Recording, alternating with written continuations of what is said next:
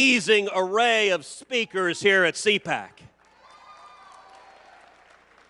For a second there, I thought we were in Des Moines.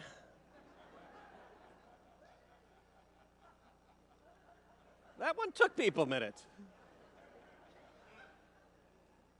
We are gathered in dark times.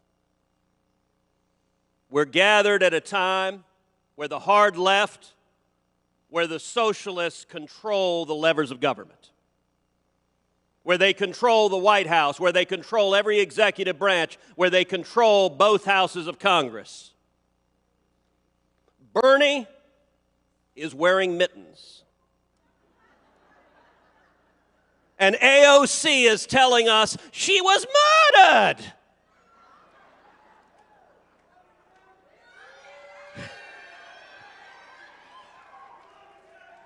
And the media desperately, desperately, desperately wants to see a Republican civil war. Liberty is under assault, and what are we going to do? I'll tell you, we will fight.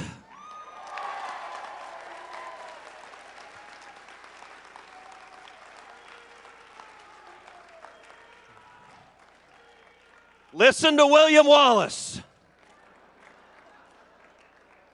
And let me tell you, the media here looks at the men and women gathered here, at the young people gathered here, as dangerous radicals. This is the Rebel Alliance.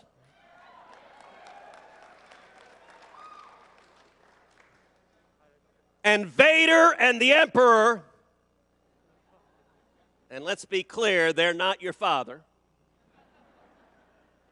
are terrified of the rebels who are here, and I'm proud to tell you, Gina Carano is standing with us.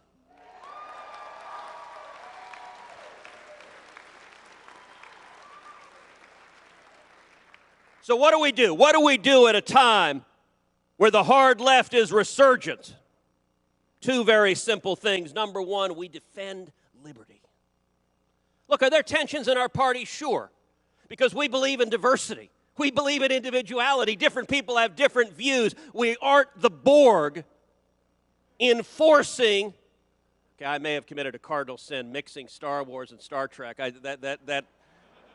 Next thing you know, you're going to cross the streams and the Stay Puft Marshmallow Man's going to come. We were just too many terrible references there. We don't believe in uniformity, but I'll tell you what can unite conservatives and libertarians and those who value the Constitution and the Bill of Rights is a love of liberty.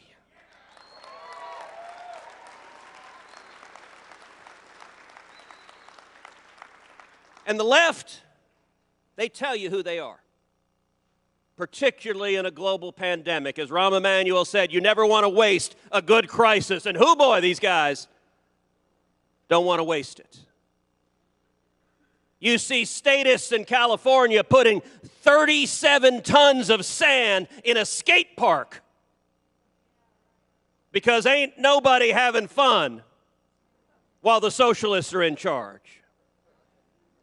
We see Bill de Blasio in New York sending people in to shut down parks and to throw young Orthodox Jewish kids out of the parks because, God forbid, children have fun.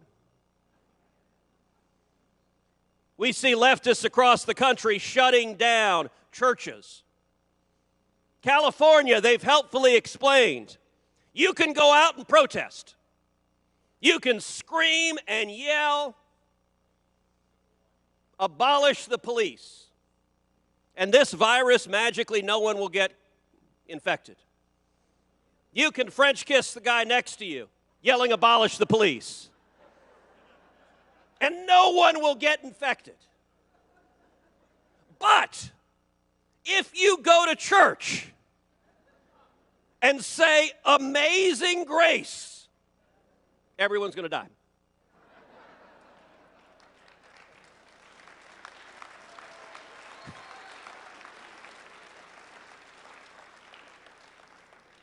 By the way, how many of y'all have eaten at a restaurant in the last 6 months? Can I just stop and say how strange the rules are right now? I want to understand how this virus works. So when you walk in, you got to put your mask on. Sadly, I've got two. You walk in, you got to put your mask on. You sit down, you take your mask off. See, apparently the virus is actually connected to elevation. No, remember, this is all about science. It's actually, it may not be elevation. I think it's that there are hormones that are released in your thighs when you're sitting. So you can sit at the table and there's no virus being transmitted. But if you stand up, put the mask on.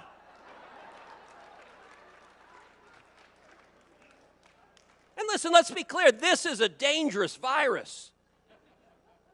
But these collectivist statists, okay, now they're saying everybody can get immunized. We can have herd immunity everywhere, and we're going to wear masks for the next 300 years. And by the way, not just one mask, 2, 3, 4. You can't have too many masks. How much virtue do you want to signal?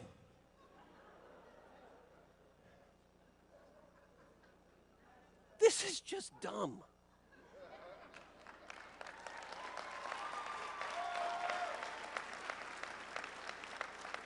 You know, the U.S. Capitol has giant fences with razor wires and 5,000 National Guards standing out front because the Democrats are convinced that political theater helps them. Let's be clear, this is not about security at this point. This is about political theater. Half the country, the deplorables, are dangerous. And they're going to turn the Capitol into a military outpost in Baghdad just to have their compliant media echo that message. But do you know what terrifies every one of these statists? The truth. Liberty's powerful. Liberty's persuasive. Liberty is fun. You know, last week, we lost the great Rush Limbaugh.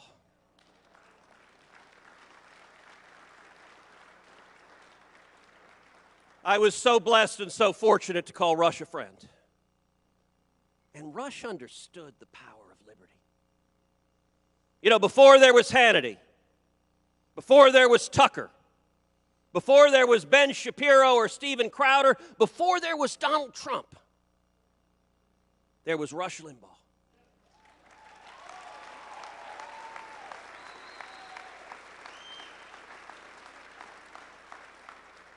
And before there was Section 230, there was something called the Fairness Doctrine, which gave leftists in Washington the power to silence views they didn't like. We got rid of the Fairness Doctrine, and Rush Limbaugh started by going on one AM station, and then a second AM station, and then a third, and then a fourth, and then a fifth, and the voice of liberty spread like prairie fire. And let me tell you right now,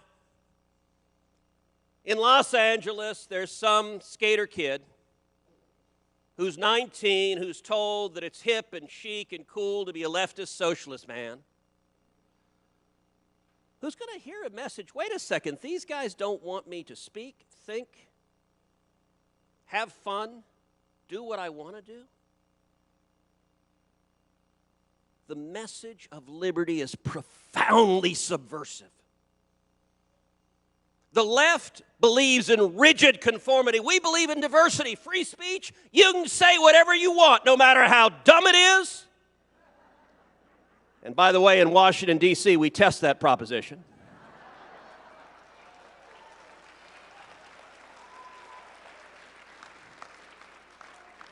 Religious liberty, you can worship however you like on your knees before Almighty God. Or you can worship the almighty dollar. Or you can worship, I don't know, pink Martians. That's the beauty of freedom, the Second Amendment. Oh, the left hates the Second Amendment.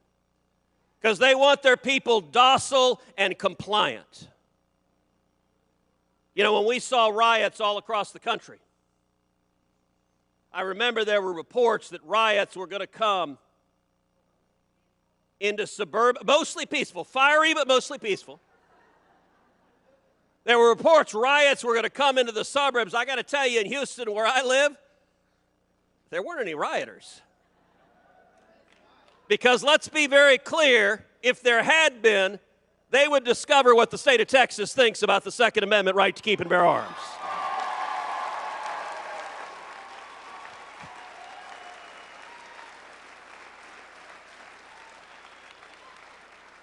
So defend liberty. But number two, have fun. Have fun. You know, so many on the right, they act like they got a stick inserted somewhere it doesn't belong. Like, just lighten up. Especially now, the left, they are shrill. They are angry. How many leftists does it take to screw in a light bulb? That's not funny!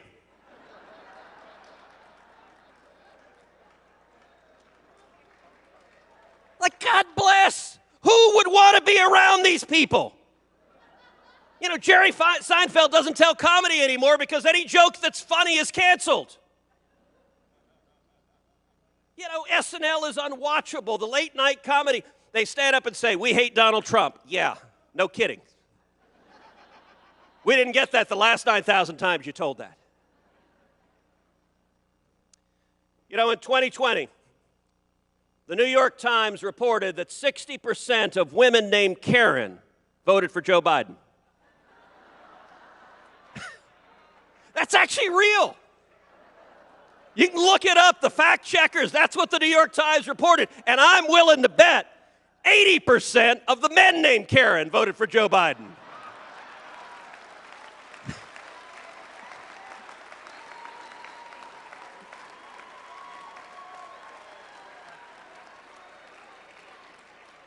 Just have fun. You know, yesterday, John Boehner made some news. He suggested that I do something that was anatomically impossible. To which my response was, who's John Boehner?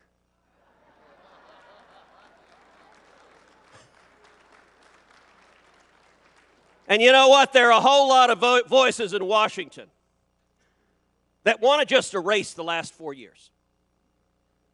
Want to go back to the world before, where we had government of the lobbyists, by the lobbyists, and for the lobbyists. Where the Republicans' compelling message was, Republicans, we waste less.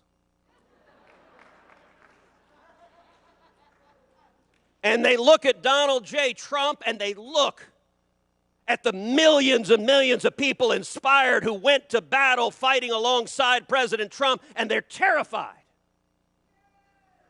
And they want him to go away. Let me tell you this right now, Donald J. Trump ain't going anywhere.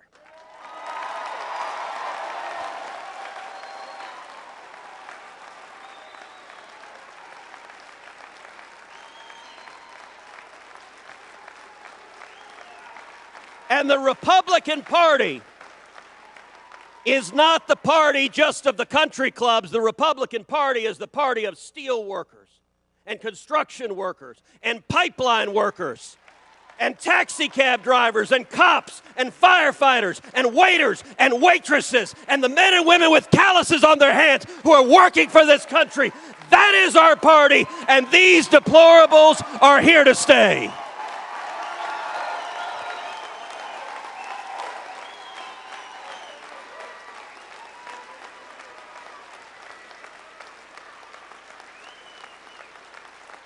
Every one of you has a platform.